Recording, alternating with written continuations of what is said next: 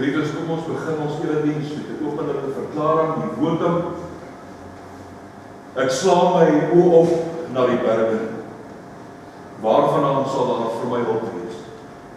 My hulp is in die naam van die Here wat hemel en aarde gemaak het. Hy wat trou bly tot in ewigheid en nooit die werke van sy hande laat vaar. Geliefde gemeente, genade, barmhartigheid, liefde en vrede word u ryklik geskenk van God ons Vader in ons Here Jesus Christus deur die kragvolle werk van die Heilige Gees. Amen.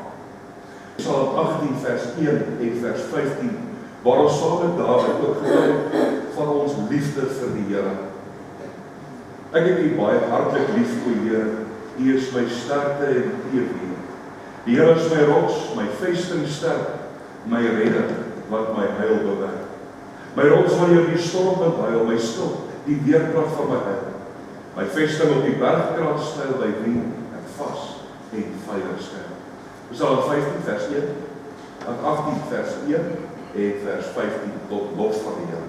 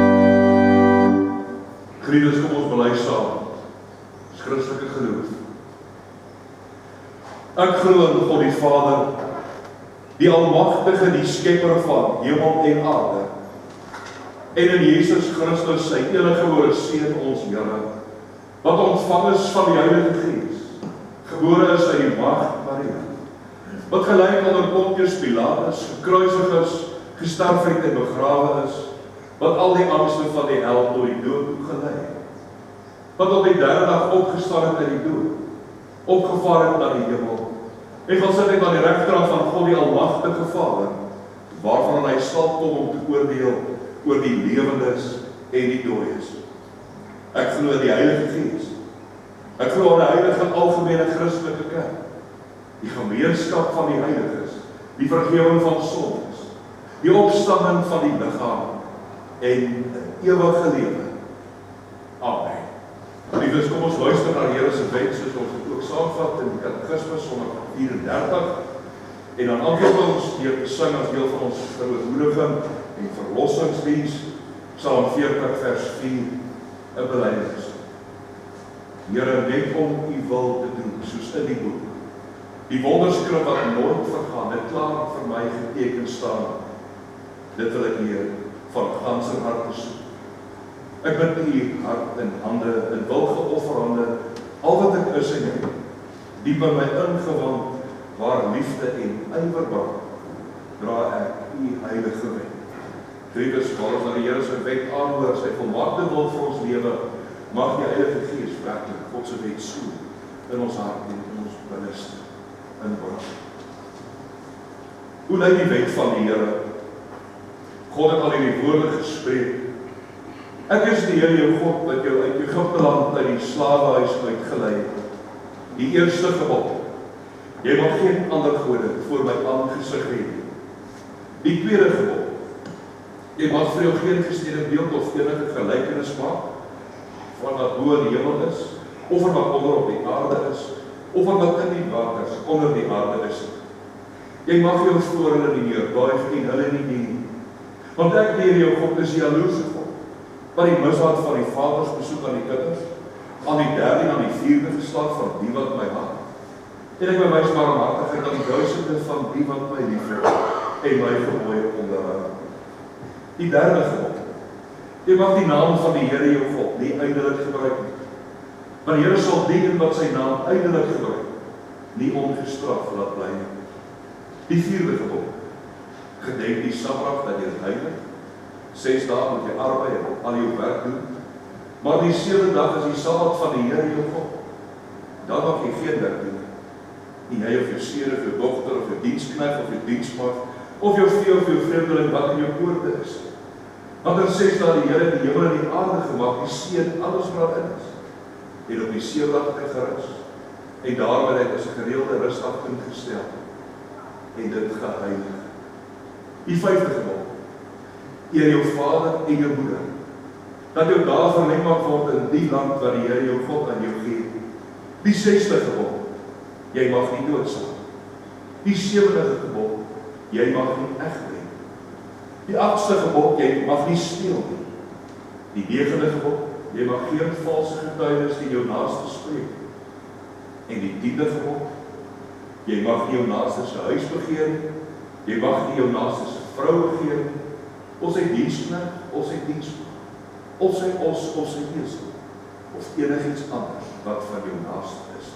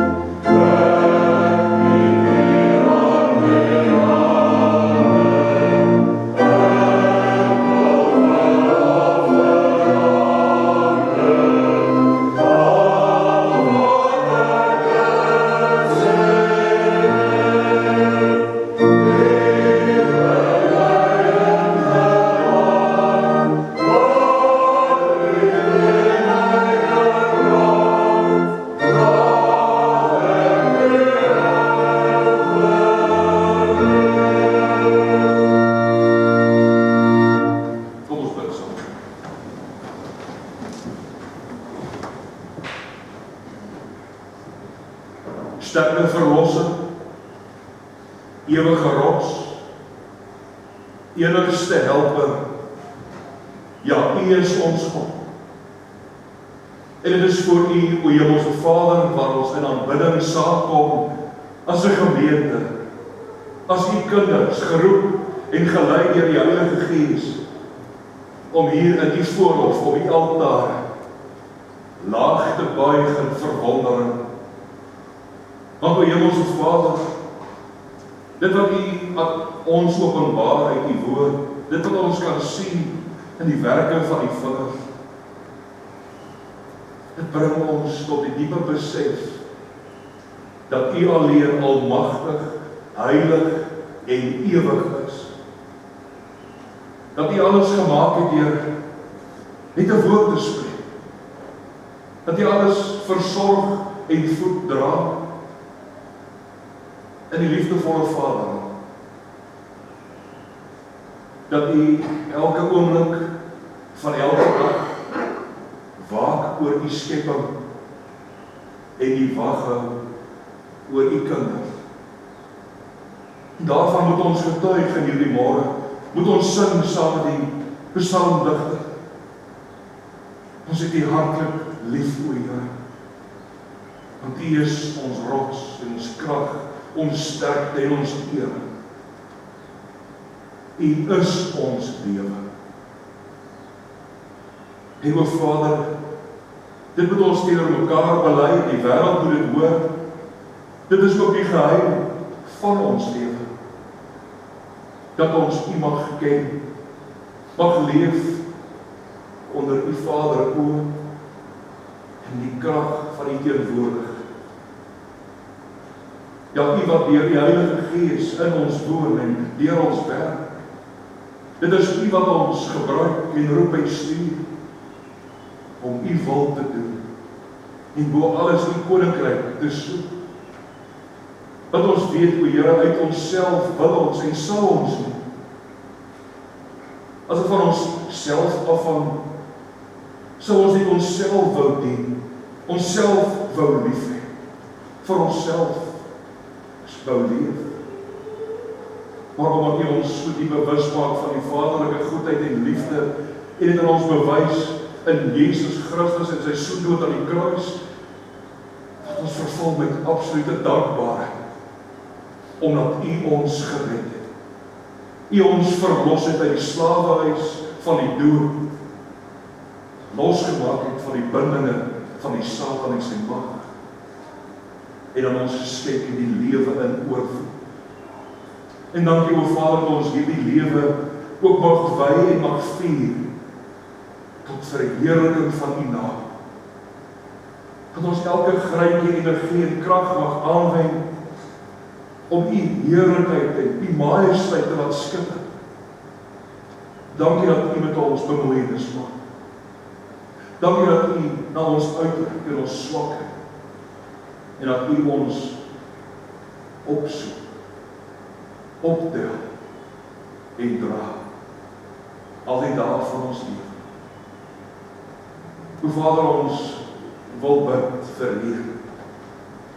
Ja, saam met die skepping soek ons harte ook na uitkoms. Want die son is warm en die veld is droog.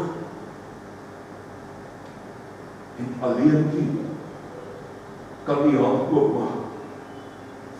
En die aarde deur natte deurvog. Kosbare genade druk aan sy woord. En daarom bid ons, o Here, dat U op die regte tyd, volgens U wil en plan, die hemelsluise sal ooptrek en uit die voorraadkamers die kosbare skat sal stuur. Plant en dier en mens te verkoop en te voed. Sodat daar lewe mag wees. Maar so bid ons ook, o Vader, dat U deur die Heilige Gees vanoggend die druppels van die lewende water uit die woord en die kristal helder fontein van lewe op ons harte en ons lewe sal inspruit, sodat daar ook by ons 'n verandering en 'n verbetering sal wees. 'n Reaksie van dankbaarheid, van vreugde, van geloofskrag. Die Vader, ons bid dat U die woord aan ons sal open, dat ons U stem helder en duidelik sal hoor, ook die boodskap waarmee U ons die week wil instuur, lê dit op ons harte en inspireer ons, o Vader. Maar ons weet ons is daartoe nie in staat in eie krag nie en in eie verdiens nie. Daarom bid ons om die krag en leiding van U Gees en ook om die ontsondiging en heiliging van die verlossingsbloed van ons Here in ons lewe. En daarom bid ons, neem weg wat skeiding maak tussen U en ons, skeiding maak tussen ons onder mekaar. Vergewe uit genade al ons sondes. Dit alles bid ons in die naam van ons koning, verlosser en Here, Jesus Christus, U Seun. Amen. Geliefdes, in aansluiting by vanoggend se preektema, ek ook die skrif lees uit Psalm 68, daarvan die 9de vers. Geloof sy God met diep ontzag, want hy oorlaai ons dag aan dag met ryke seëninge. Wie sou hom dan die dank bewys, die God van saligheid die prys met al die hemelinge. Die God van volle saligheid, versterk ons in die dag van stryd en dra ons deur die lewe. Hy kan, en sal dit doen, selfs as ons sidder vir die dood, volkome uitkoms gee. 68 vers 9.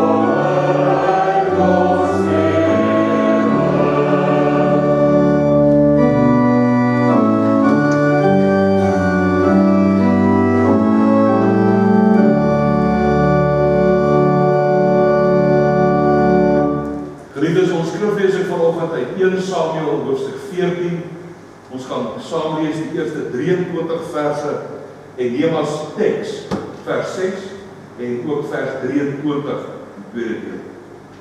Ons skriflesing in die 83 vertaling.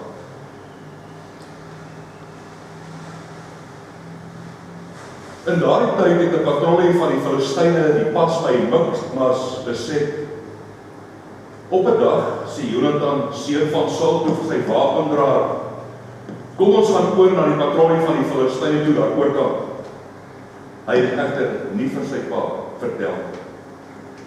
Saul was toe onder die granaatboom by die borsvloer net buite Gebea met omtrent 600 man by hom. Die priester Agia, seun van Ahitub, broer van Ikabod, seun van Pinias, seun van Eli, priester van die Here in Silo was, het die skouerkleed gedra. Maar die manskappe het nie geweet dat Jonatan weggegaan het. Weerskatte van die pas waar Jonatan probeer deurgaan het na die patrollie van die Filistyne toe, was daar 'n spitsrots. Die naam van die een rots was Bosus en die van die ander Senner. Die een spits het soos 'n pilaar aan die noordekant teenoor Mikmas gestaan en die ander aan die suidekant teenoor Gebea. Jonatan het vir sy wapendraer gesê, ons eerste teksvers: "Kom ons gaan oor na die patrollie van hierdie heidene toe. Miskien sal die Here ons help. Hy kan red deur baie of deur min." En sy wapendraer sê vir hom: "Net soos u wil, ek is tot u diens." Jonatan sê toe vir hom: "Nou toe, kom ons gaan in 'n rigting sodat ons kan sien. As hy vir ons sê, staan stil tot ons by julle kom, bly ons hier onder staan. Ons gaan dan nie op na hulle toe nie. Maar as hy vir ons sê, kom op na ons toe, gaan ons na hulle toe, want dan sal dit vir ons die teken wees dat die Here hulle in ons mag oorgee." Toe die Filistynse patrollie die twee sien, het die Filistyne gesê: "Kyk daar, party Hebreërs het uitgekom uit die gate waar hulle weggekruip het." En die manne van die patrollie het vir Jonatan en sy wapendraer uitgedaag: "Kom op na ons toe, dat ons julle 'n les kan leer." Jonatan het vir sy wapendraer gesê: "Klim agter my aan. Die Here het hulle in die mag van Israel oorgegee." Jonatan het aan 'n 4 voet opgeklouter met sy wapendraer op sy hakke. Die vyand het voor Jonatan geval en agter hom het sy wapendraer hulle doodgemaak. In hierdie eerste slag deur Jonatan en sy wapendraer het omtrent 20 man geval en dit op 'n klein stukkie grond. toe het die hele leer van die vyand paniekbevange geword, in die laar en in die veld. Die patrollie en die roofbende het ook paniekbevange geword. Daar was 'n aardbewing en God het hulle paniekbevange gemaak. Toe die wagte van Saul by Gibea en Benjamin sien dat die menigte in beroering is en in die rondemaal, het Saul vir sy manskappe by hom gesê, stel dadelik vas, wie van ons is weg. Hulle het vasgestel, Jonathan sy wapendraer is nie daar nie. Saul toe sê toe vir Agia, bring die ark van God nader. Die ark van God was in die tyd by die Israeliete. Terwyl Saul nog met die priester aan die praat was, het die rumoer in die laar van die Filistyne steeds groter geword. Toe sê Saul vir die priester, laat staan maar.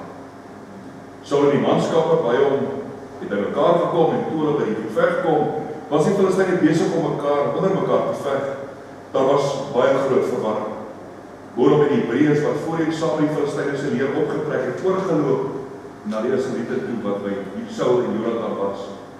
Al die Israeliete wat in die Efraimsberge weggekruip het gehoor dat die Filistyne vlug en het hulle agterna gesoek. Die Here het Israel daardie dag gered. Hulle het veg by Bet-aven verbygegaan. Net op nie. Ons teks was broer en suster vers 6 en vers 23. Jonathan het vir sy wapendraer gesê, kom ons gaan oor na die patrollie van hierdie heidene toe.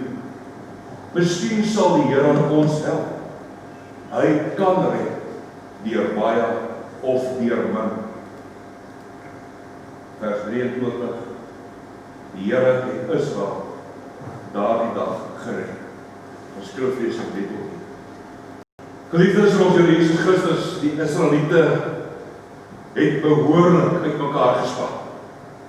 Soos het met 'n dubbele wal gewees skiep wat met dons al gelaai is en op 'n afstand wyd sprei oor 'n teiken, so was die manskappe van Saul oral die bergwêreld van Bethel versprei, die verstrooi. Want sien hierdie Filistynse weermag het hulle behoorlik skrik op die lyf gejaag. En stel jouself net voor, 30 afdeling strydwagens. Dis omtrent 3000. Ratelende oorlogstuie, pansers. Daarmee saam nog 6 afdeling perde met ruiters. 2400 daverende perde wat aangestorm kom in die stof. En dan sê hoofstuk 13 vir ons, soveel soldate, so baie soos die sand van die see. Geen wonder dat Israel sy hart gesmeld het van vrees. Want soos 'n sperm uitval oor 'n springkane, het hierdie Filistyne oor die land van die Hebreërs getrek en hulle plunder. Baie van die Israeliete het in raas gevlug oor die Jordaan na die grondgebied van Gad en Gilead. Ander het weer dadelik die wit vlag gehuis, oorgegee en oorgeloop na die vyand. Die wat nie gedros het gaan dekking slaan, gaan ingrawe. En dan lees ons in hoofstuk 13 vers 6, die volk het in spalonke, in grotte, holkraanse gate en droë putte gaan wegkry. En al wat oorgebly broers van hierdie groot weermag was Saul, die koning, en 'n handjievol troepe. 600 man, om presies te wees, daar saamgetrek by die borsvloer van Gibea onder die groot terpentynboom.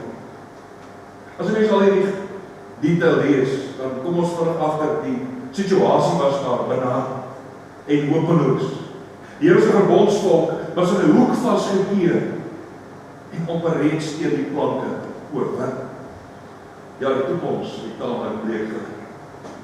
Maar broers en susters, dit is nie die volle verhaal. Aan die begin van hierdie preek wil ek graag 'n vraag aan u stel, 'n eenvoudige, maklike vraag wat ons later weer sal antwoord. Wat is die punt? Wat is die boodskap wat die Heilige Gees in hierdie 23 verse uit hierdie stuk geskiedenis aan ons wil voorhou? Wat is die Here se boodskap wat ons moet op hieruit ontgin vir ons praktiese geloofslewe elke dag? Welgeliefdes, die hart van ons teks lê verseker in 'n vergelyking, 'n kontras tussen twee. En as jy die boek Samuel lees, onthou Die Bybelskrywer is baie lief daarvoor om kontraste te stel of vergelykings te maak. En wanneer jy dit teekom, moet jy weet, hier lê 'n belangrike punt, of hier het ons 'n kosbare geloofsles om af te lei, te leer. Dink maar net hoe begin die boek Samuel. 2 vroue. Anna en die ander vrou wat elkaar. Penina. 2 vroue wat met mekaar vergelyk word, die een vrugbaar, die ander kinderloos. En dan is daar weer 'n vergelyking tussen die kind Samuel en die kinders van Eli, Hofni en Pinehas. En bietjie later het ons die vergelyking tussen 2 priesters, die jong Samuel wat opgroei, doen die Here se guns, en Eli. En heel later, die vergelyking tussen 2 konings, Dawid en Saul. Die geliefdes, hier in hoofstuk 14 is dit nie anders nie. Ook hier word 'n vergelyking getref tussen 2 mense wat baie nou aan mekaar verbonde was. 'n pa en 'n seun, 'n koning en 'n prins. Saul en Jonathan. So hier kan ons weet dat daar vir ons 'n les opgesluit is. Die vergelyking is duidelik. Een van die 2 laat hom lei deur God se woord en deur God se Heilige Gees. Die ander een nie. Een reageer in gehoorsaamheid wanneer God se roepstem gehoor word. Die ander een nie. Een buig voor die wil van die Here. Die ander nie. Een gryp in geloof vas aan God en aan sy beloftes. Die ander een nie. In hierdie tyd weet ons wie is wie. Jonathan wat met sy hele hart op die Here vertrou. Hy word aangespoor in hierdie teks tot 'n groot oorwinning. Hy behaal sukses in die naam van die Here. Saul aan die ander kant is 'n wankelende koning. Here Saul is besig om te sak oor sy koningskap. Hy toon geen leierskap nie. Hy sak terug. Hy bly wispelturig. Ons sien klein geloof, huiwering, traagheid, ongehoorsaamheid, selfs rebellie teenoor die Here. Hy versaak sy roeping en sy hoë posisie as koning van God se volk. Dit is as ons is 'n simplistiese eerste boodskap wil luister neem hieruit. Eenvoudig. Moenie 'n Saul wees. Wees 'n Jonathan. Soos Jonathan soos nou in die teks sien, iemand wat op die Here bly fokus, met hart en siel op die Here vertrou, wat die Here se beloftes op sy hart bind, luister na die Here wanneer hy hom roep. Ons moet deur die Heilige Gees wat lei in alles. En God vertrou met alles. Maak nie saak hoe moeilik of hoe uitdagend jou omstandighede is nie. Vertrou op God. Hy is met jou, by jou, aan jou regkant. Met God aan jou sy, is jy altyd in die meerderheid. En dis ook die tema vir vanoggend se preek. Dit is maak die Heilige Gees vanoggend ons hart en ons oog oopmaak om te sien bo alles Jesus Christus. Wat agter hierdie historiese gebeure en bo hierdie navolgingswaardige voorbeeld van Jonathan verrys. Dis die volle majesteit en heerlikheid as die eintlike verlosser, helper, redder, koning en leidsman. Kom ons werk vlugtig deur hierdie paar verse en kyk na 'n paar geloofslesse wat ons kan luister van. Die eerste plek geliefdes, Saul se seun Jonathan is die held in hoofstuk 13 en nou sien ons dit weer in hoofstuk 14, 'n man van dapperheid, van waagmoed, van geloofskrag. En die geheim van sy suksesse en sy oorwinnings kan ons altyd direk koppel aan sy onwrikbare vertroue in die Here en sy gehoorsaamheid aan God se woord. Dink net wat 'n hoë hoogte sy pa Saul en die Here se volk sou kon bereik. As dit maar by hulle die geval was. Of as Jonathan koning was. In ons teksvers sê vir sy wapendraer, kom ons gaan oor na die patrollie van hierdie heidene toe. Miskien sal die Here ons help. Hy kan red. Deur baie of deur min. Wat my heel eerste opval, broers, en is ook wat interessant, is die wapendraer se onvoorwaardelike, absolute loyaliteit. Eintlik is dit verstommend. Hierdie is sonder enige twyfel die tipe vriend of vertroueling wat ek en jy moet aspireer om verander te wees. Ek sal jou volg, want ek vertrou jou. Ek sal doen wat jy sê, ek gaan saam met jou. Die tipe vriend wat ek en jy ook verander wil wees en dat ons graag self wil. Want luister net as 'n antwoord in vers 7, net soos u wil, ek is tot u diens. Die Nuwe Lewende Vertaling sê, doen wat u dink goed is. Ek is met hart en met siel saam met u. Met hart en siel, ja, Jonathan, waar jy my ook al heen lei, wat ons ook al moet gaan doen, ek is op jou hart. Ek is in jou sy, ek is met jou. Kom ons gaan. Dit het terloops. In vers 6 het ons dus Jonathan se plan. 'n 2-man weermag wat die Filistyne aandrif. En nou sien ons dat die skrywer baie moeite doen om vir ons die uitleg van die terrein te laat sien. Dis waar ons geestesoog ons onsself kan inleef in hierdie drama wat voor ons afspeel. Dis op die berg, presies reg teenoor waar Jonathan en sy wapendraer was, op die ander bergspits was die Filistynse patrollie. En hierdie twee groepe broers en susters is dan geskei deur 'n diep vallei, 'n kloof. En hierdie kant hierdie styl en ruwe rotswande. Baie bedrieglik, moeilik om uit te klouter. En dan sien ons ook dat daar melding gemaak word van twee plekke, twee rotspilare met name. Een is Moses en die ander een Sena. Nou, die Filistyne het in die oorkantste bergspits, tussen die twee rotspieke, het hulle gaan stelling neem, baie strategies, baie veilig. Jy sou moeilik by hulle kon uitkom, om hulle daar te oorwin. Nou die eerste naam van hierdie tand, rotstamp wat uitstaan op die berg, Moses, kan ons vertaal met helder blink, of glad, dalk seepglad, omdat daar so min vashou en vaste plek was, baie styl, baie bedrieglik, en moeilik om te bemeester. Die ander een, Sena, kan ons weer vertaal met akasie, doringagtig, vol dorings, met dorings besaai. Jy sien dus, om aan die oorkant te kom by die Filistyne, was daar net twee moontlike routes wat jy kon volg. Die een was hierdie seepglad, op 'n loodregte rotswand, en die ander een was hierdie ondeurdringbare doringbos, wat vernietig, stier en hak. Jonathan vertel vir niemand van sy plan, behalwe sy wapen. Hy raak dit nie sy pa nie, hy sê nie vir die koning nie. Later kon hulle soekers, hulle nie eens geweet is hulle wat weg is. Waarom nie? Waarom so geheimsinnig? Het Jonathan daar gedink sy pa sou probeer keer? Ons is nie seker. Wat ons wel weet, is dat die dinge nie baie goed lyk in die kamp nie.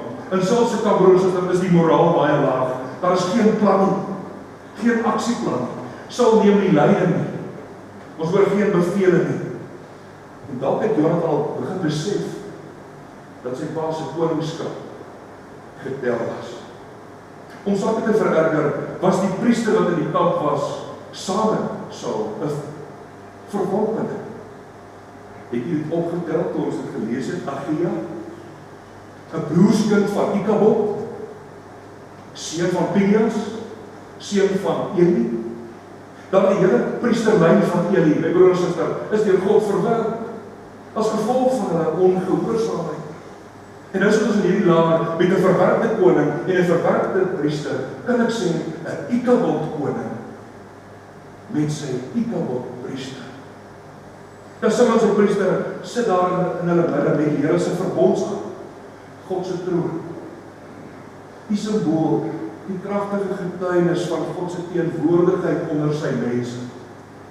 Hulle het dus toegang gehad tot God se hulp, God se genade.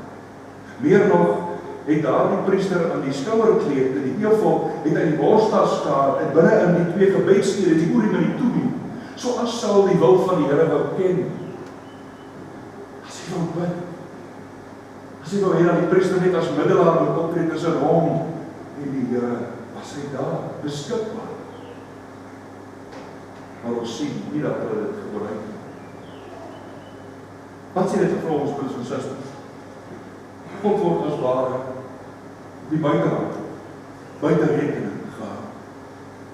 Maar Jonathan aan die ander kant sê, kom ons gaan. Die Here kan red deur baie of deur min. Wat 'n kragtige getuienis. Die Here kan ons help. En die Here kan ons red. Of dit nou baie groot weermag is, of dit net ek en jy is, maak nie saak nie. Want by God tel groot getalle en kragtige perde en struikwaans en troepe soveel soos die sand van die see, niks. God oorwin. Jy net 'n woord te spreek. As God met jou is, wie kan teen jou wees? As God met jou is, wie kan teen jou stand hou? Hy wat die Here aan sy kant het, is altyd te die eerder. Ja, goed.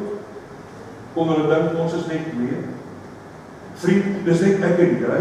Ja, ons is min en hulle is baie. Die pad wat daar boor is gevaarlik en styl, glad, met dorings besaai. Ons weet nie of ons lewend deur hierdie avontuur gaan kom nie. Maar kom ons gaan. Kom ons wag in die geloof en in die naam van die Here. Kom ons doen dit. Die wapendraer sê, wys die pad. Ek van saam. Jy sien broers en susters, hier het ons twee manne van geloof. Manne met murg in hulle pype. Onverskrokke, dapper, manhaftig en sterk. Nie sterk in hulle self, maar sterk in hulle geloof en hulle vertroue op die Here. En Jonathan is nie arrogant nie. Luister mooi wat sê. Miskien sal die Here ons help. Miskien sal die Here ons begin nader. Miskien sal die Here die oorwinning gee. Moenie 'n fout maak om te dink hierdie miskien dui op twyfel of onsekerheid nie. Hierdie is die taal en broers van kinderlike, nederige, afhanklik. Hierdie is die taal van 'n kind wat bly wag en bly hoop op die Here. Vandag is daar baie mense wat hoogmoedig en arrogant op ons neersien as ons bid. Here, laat U wil geskied. Nee sê, julle bid verkeerd. Julle moet seker wees van julle saak. Julle moet gelowig bid. Jy moet dit wat jy vir die Here sê doen. En die Here sal dit vir jou gee. Jy moet nie twyfel nie. Jy moet spreek en jy sal dit kry. Jy moet eerder bid. Here, dit sal gebeur. Dit sal so wees. Dit is die uitkoms wat ek soek en dat U sal gee. Jy mens moet net genoeg glo. Jou geloof moet net sterk genoeg wees. Sê hulle. Nee broers, soos Jonathan buig ons voor 'n soewereine wat hom nie laat voorskryf, nie laat afdryf nie laat dwing of afpers. So asof ons swakke nietige mense enigsins insig het tot God se volmaakte raad en plan. Ons lewenswese, sê Jakobus, moet eerder wees duiwelend as die Here wil. As die Here wil, sal ons dit doen. Of dat. Ons moet bid soos Jesus ons geleer het, hy self gebid. Vader, laat U wil geskied. Nie my wil nie. Jonathan klim in geloof daar die berg, in nederige afhanklikheid pak hy hierdie geweldige taak aan, maar broers en vriende, hy versit nie 'n voet. Geen nie 'n tree. Voor hy is 100% seker gemaak het, dat dit God se wil vir hom is. Hy wil seker maak dat hy ingeskakel is by God se plan. En daarom vra hy vir 'n teken. Soos Daniël, of eerder Gideon, het gevra vir 'n teken daar die wolfvlies. As hulle ons sien, en hulle sê vir ons, kom op hier nou, dan is dit 'n teken dat God dit ons mag oorgee. As hulle ons sien en vir ons sê, staan, wag, bly net daar, ons kom af van julle, dan bly ons waar ons is. Jy sien, vriendes, Jonathan hou sy oë op die Here, soos baie ander geloofshelde waarvan ons in die Bybel lees. En ons dink hier aan Daniël en sy 3 vriende, veral sy 3 vriende, Sadrag, Mesach en Abednego, wat voor die vuurpoot staan. Hulle het eenvoudig geweier om voor daardie 90 voet hoë, 30 meter hoë afgodsbeeld te buig. Nou word hulle in daardie daar die vuurpunt gegooi, maar nou staan hulle saam met Koning Nebukadneser, die magtigste man op aarde. Hy sê vir hom, U kan ons maar weer ingooi. Ons God sal ons beskerm. Hoor presies wat sê hulle in Daniël 3. Ons het ons God vir wie ons dien. Hy het die mag om ons te red uit die brandende oond, en hy sal ons ook red uit die mag. En selfs al doen hy dit nie, moet U weet dat ons U God nie sal dien nie. Die goue beeld wat U laat oprig, sal ons nie aanbid. Die Here kan dit. En selfs al doen hy dit nie, hoor jy dieselfde gesindheid, dieselfde tipe geloof van Jonathan, wat volkom op die Here vertrou as sy helper en sy redder. Hy dink nie terug vir die uitdaging wat voor hom is nie. Hy skrik nie vir daardie gevaarlike pad wat voor hom lê nie. Hy dink eers, wat gaan word? Wat gaan gebeur? Hoe gaan dinge uiteindelik verloop? Hy vertrou op die Here. Hy het sy teken gekry. God het die bevestiging gegee. Kom wat wil, niks of niemand van hom sluit. En so het hulle voor hom geval. Met luister grond. 20 onbesnede Filistye. En sy wapendraer het hulle agterop dood soos hulle geval. En goed, as hierdie gedagte bring ons by die vraag wat ons self moet antwoord, waarop is jou en my fokus ingestel? Waarop? Beter? Op wie stel ons vertroue? Elke dag, vandag, môre, later in die week, as daar probleme oor my lewenspad kom, as daar belangrike besluite is wat ek moet neem, dalk in 'n moeilike vergadering beland. Waarop is my fokus gerig? Soos Dawid, die Psalm 123, moet dit wees. Soos die oog van 'n slaaf gerig is op die hand van sy eienaar. Die oog van 'n slavin gerig is op die hand van haar eienares. So, my broers en susters, moet jou en my oog gefokus wees op die Here, ons God, op Jesus Christus, ons getroue verlosser en saligmaker. Ons stap van kyk na Jonathan se oorwinning. Ons kan die reis van hierdie oorlog en veldslag kan ons volg. Kom ons kyk weer na die kontras. Daar by die dorsvloer van Gebea onder die terpentynboom sit Saul en sy 600 manskap. Hy Ikabod koning met 'n Ikabod priester met die Here se altaar se verbondsark. Die gebedsteen wat hulle nie gebruik. Hulle kom die manne daar bymekaar bring. Hulle kon daar 'n erediens, 'n vermoedigingsdiens aanrig, offers bring vir die Here en bid. Daarvan sien ons niks. Die Here word nie geraadpleeg nie geken nie. Hulle roep nie om hulp nie. Hulle sê jy dink daar in vrees bevange, om te sien wat gebeur. En presies dit vir die disippels weer later in Saul se lewe. Jy onthou ook die verhaal van Goliat. Daar die baasvegter van die Filistyne wat elke dag gekom het, gevloek en gelaster en geskreeu. God uitgedaag en sy diens verkleineer. Selfs hierdie man wat hulle besluit 1000 verslaan.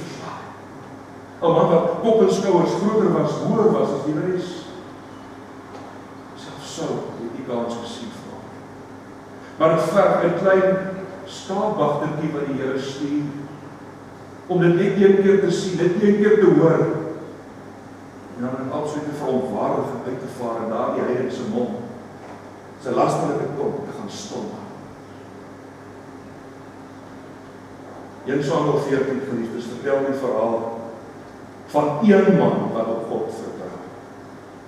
Van een man wat na God se woord geluister het, van een man wat gehoorsaam gebly het, van een man wat hart en siel sy God vasgehou. Jonathan verslaan die vyand. Hy noem hulle onbestedenis in die ou vertaling, heilige in die nuwe vertaling. En alhoewel wil hy vir ons duidelik stel, hierdie is nie sy persoonlike vyand. Hierdie is die vyand van sy volk en die vyand van sy God. Hierdie is mense buite die verbond, verbondsbrekers, heilige. En daarom is hierdie God se stryd, is hierdie God se oorlog. Hy is bloot maar die instrument wat die Here stuur en gebruik. Mag ek sê die punt van die spies om die oorwinning te behaal. En daarom roep hy opgewonde na sy wapendraer, kom agter my aan. Die Here het hulle. die mag van Israel oorgegee. En die oorwinning is seker wat God gegee. Jy sien, dit is die eintlike held van hierdie verhaal, is nie Jonathan nie. Want so maklik is ons mense geneig om teen 'n mens vas te kyk en te wil begin met heldeverering, standbeelde op te rig en heldeliedere te begin sing. Die eintlike held hier is die reddende God. En ons sien dit deur wie van ons vriende. Kyk bijvoorbeeld na vers 15 en 23, daar was 'n aardbewing en God het hulle paniek bevange gemaak. En die Here het Israel daardie dag gered. Hoor jy? Nie mense nie hierdie twee man weermag nie Jonathan en sy wapendra nie deur militêre vernuf of strategie nie deur ruiters of swaarde nie. Die Here het sy volk gered. Hy stuur daardie aardbewing dat as ware sy magtige stem hoor in die wolk. Hy werk daardie vrees en paniek in hulle harte, soveel sodat die vyand teen mekaar draai, broer teen broer, en teen mekaar die swaard opneem. En hy versterk ook die harte van twee gelowiges om iets groots te gaan doen. Geliefdes, hierdie teks inspireer ons werklik om die voorbeeld van die Jonathan na te volg, ja. Ons kan gerus meer probeer wees soos hy in ons dag tot dag lewe, in ons persoonlike geloofstryd, soos Jonathan, en vashou aan die Here en hom vertrou, sy beloftes op die hart het. Maar eintlik is Jonathan net 'n rigtingwyser na die eintlike, na Jesus Christus. Jonathan is dapper, is moedig, hy inspireer, maar geliefdes, in hom en deur sy voorbeeld moet ons dit alles die Here sien wat verlos. En ons word deur die Heilige Gees geroep om self ook dapper en sterk en moedig, gelowig en gehoorsaam te wees. Ons word ook geroep om God te verheerlik as die verlosser van sy volk, deur sy seun Jesus Christus. Want deur hom het hy die grootste oorwinning moontlik gemaak. Die grootste veldslag behaal vir sy kinders. En alleen deur hom is ek en jy meer as oorwinnaars, word ons nou reeds meegevoer, saamgevoer op die triomf van oorwinning. En daarom, broer en suster, weer die vraag, wat is die punt? Wat is die boodskap uit die Ou Testamentiese skrifdeel? Die Here kan red. Deur baie of deur min. En hy het deur min, eintlik deur een, sy seun Jesus Christus, sy geliefde, het hy gaan sterf aan 'n kruis. Hy het die redding bewerk en ons bevry. En ons het ook 'n teken, die kruis. En omdat ons hierdie teken het en hierdie versekering het, hierdie waarborg het, my broer en suster, trek ons uit. Stry ons die stryd, die volharding, beer ons vorentoe oor die naam van ons verlosser op ons lippe, deur die krag van die Heilige Gees. En ons kan dit doen. As God met jou is jy altyd in die meerderheid. Amen. Geliefdes van ons Here Jesus Christus, jy weet dat ons nou verskillende maal die naam afgekondig het van ons medebroeder wat ons ouderling vir hierdie gemeente gekies is. Dit is te verneem of iemand iets het waarom hy nie in sy diens bevestig mag word nie. Aangesien niemand enige wettige beswaar teen hom voorgelê het nie, sal ons hom nou in die naam van die Here in sy ampt bevestig. En vir die doel moet die broer wat bevestig sal word, het ook iemand wat aanwesig is, eers in die woord van God, 'n kort uiteensetting van die instelling en amptswerk van die ouderling aanhoor. 'n Ouderling is iemand wat die diens van regering in die gemeente van Christus beoefen. Ouderlinge of opsieders het deurgangs in die apostoliese kerk die gemeente met die woord geregeer en versorg volgens die gawes wat die Heilige Gees gegee het.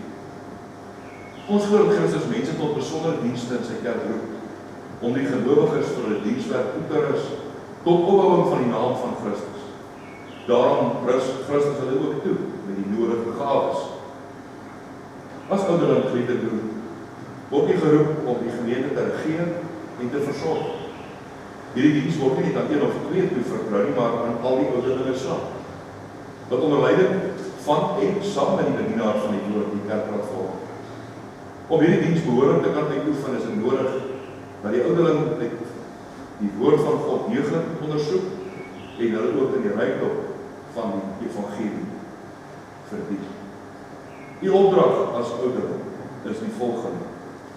U moet toesien dat alles in die kerk behoorlik volgens goeie orde plaasvind, dat die woord en sakramente gereeld en suiwer bedien word, en moet u daarop let, dat die bedienaar van die woord, die ouderlinge en die diakens getrou en deeglik hulle goddelike opdragte uitvoer, en u moet die bedienaar van die woord met goeie advies bystaan. U moet sorgvuldig let op die leer en lewe van elke lidmaat en alle Christene met raad en troos bystaan. Die lidmate wat hulle nie bekeer nie, in hulle sondes bly voortlewe moet met kerklike vermaning en tug opgetree word, en die wat berou moet weer in die gemeenskap van die kerk ontvang word. 3. U moet vooral oor die lewe en wandel van die bedienaar van die woord en toesig, sodat alles tot opbouing van die kerk mag strek en geen vreemde leer voorgedra word. 4. U moet ook die afvalliges en die heidene tot bekering en geloof in Jesus Christus roep, want so vergader God sy kerk.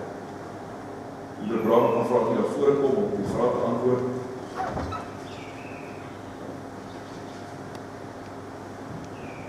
U het gehoor wat die opdrag is, en daarom vra ons dat u van die kant opreg die volgende vraag sal antwoord. Broeder Brand is in die hart daarvan oortuig dat die wettig deur die gemeente van God en daarom deur God self tot hierdie heilige diens geroep is. Glo dat die Heilige Skrif die woord van God is en dat dit die volmaakte leer van die saligheid bevat en verwerp u alle leringe wat hiermee in stryd is. Beloof u om die goddelike opdrag getrou en met ywer in ooreenstemming met hierdie leer uit te voer en volgens hierdie leer te leef. En beloof u om u aan die kerklike vermaning en tug te onderwerp as u miskien in leer of lewe aan. Wat is hierop u antwoord? Ja. Mag die alvermoënde God en Vader u genade skenk om in hierdie diens getrou en vrugbaar werksaam te wees. Wees dan ouderlinge ywerig in die regering van die gemeente, wees soos wagters oor die huis van God, vermaan en vertroos elkeen na behoefte, gee daarop ag dat die leer suiwer gehou word en dat die gemeente vroom word. Wees getrou in die diens en wees 'n goeie voorganger in die hele gemeente. So sal u vir uself 'n eervolle plek in die gemeente verwerf en groot vrymoedigheid in die geloof in Christus Jesus verkry om na hierdie lewe in vreugde van ons Here in te gaan. En die geliefde gemeente ontvang hierdie man as dienaar van God.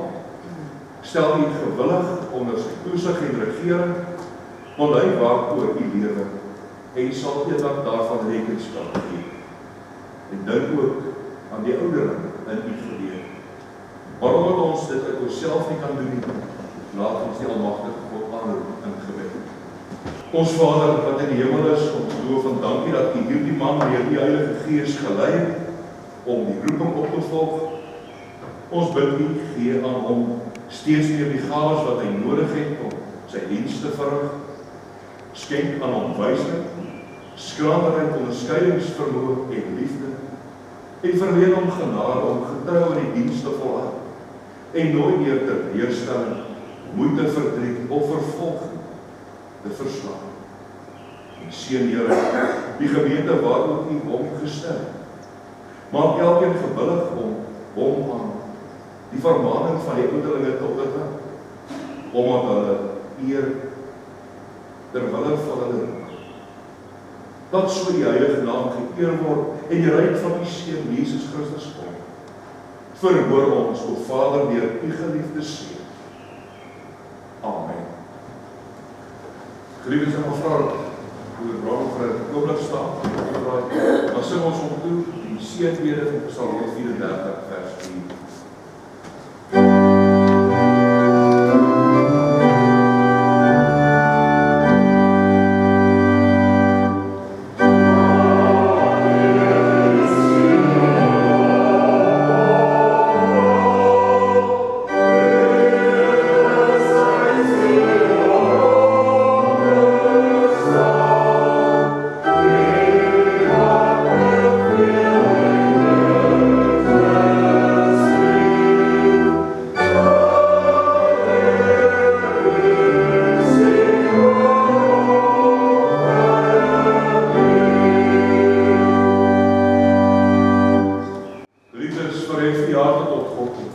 seën van die Here en gaan in vrede. Die genade van ons Here Jesus Christus, die liefde van God ons Vader en die gemeenskap van God die Heilige Gees is en bly met u elkeen.